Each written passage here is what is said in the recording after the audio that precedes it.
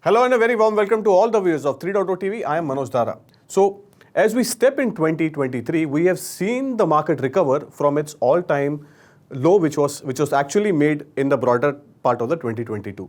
To explain the entire cryptocurrency market and to see what the future is in 2023, we have invited three special guests. So, all right, since we are talking about a very quick reaction I want from you guys is when FTX implosion happened and the broader concerns as we have all witnessed, very quickly, Chandan, if you can just highlight that overall activity in the DeFi reiterated from the peak of $180 billion in TVLs.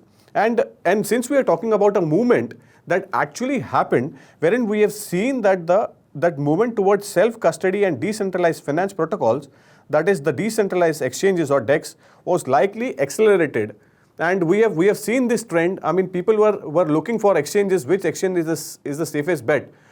In this scenario, how can you explain for our viewers which is the best exchange, just to simplify and to enhance their knowledge? Very well. That's a very, very good question, which actually was my concern as well when I heard the news of the FTX happening. I mean, when people have a faith on something and it breaks, they lose themselves. They become afraid. They are fragile. So in order to overcome it, what I did was I got stuck with the best in the market.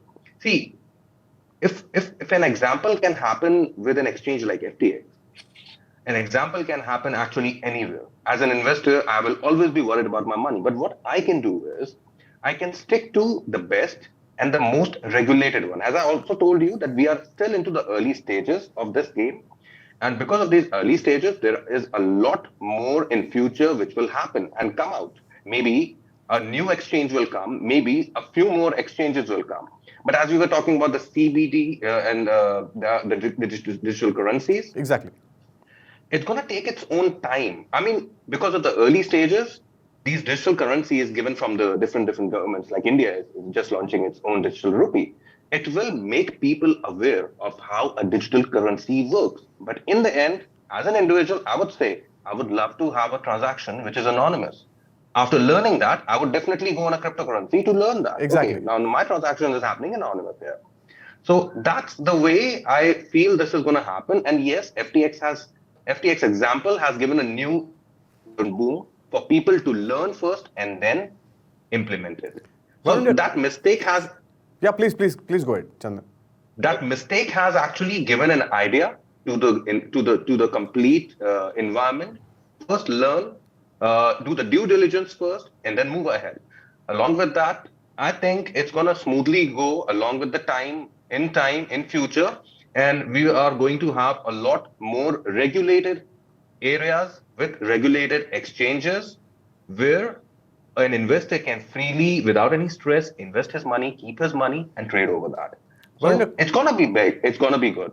Fantastic. It's going to be good. And Varun, your very quick take on that about, which is the best exchange an investor should look for? Well, again, very broad question, and I'll just build on what Chandan said, right? From an investor point of view, gone are so days when you rely on, your intermediaries in between. So if you understand, if you do your due diligence, right, you know what, the exchange is best, right? But if you listen to others, if you don't do your own due diligence, or if you are not even aware how the basic tenets of, wallet works or, smart contract works, if not today, tomorrow you're going to land in soup, right? So if you understand, the due diligence part of it, what is that exactly investor needs to do before, deep diving into this thing, he will be knowing that, because the risk appetite, the exposure level, everything matters differently.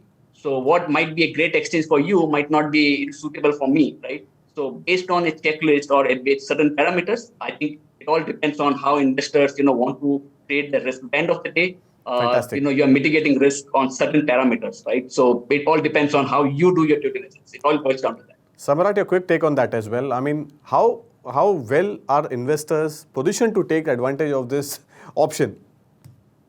So number one is, this whole situation has given rise to something called as proof of reserve, so which everybody is demanding openly on Twitter these days. Twitter seems to be the only place where these things are heard. So, so I think that is a short-term fix. What I am really looking for is a long-term fix where there is some regulation on the exchanges or something which tightens the rules on the exchanges such that the same situation does not happen. They're not using other people's assets to take leverage from the market. So from the investor's perspective, I think the first thing they can do is they can look for exchanges which have the proof of reserves published, and look out for exchanges which are not publishing it or delaying in publishing it. It just gives clear signals, right? So there's that, and of course, I think a large part, as both of the other speakers have covered already, a large part still, it is driven by it's driven by your online research, and online research is at times, you can pay money and sway opinions online. So what I have done personally is that I advise some of my retail investor friends as well that you split your investments into multiple exchanges, at least that way you hedge your risk in a way.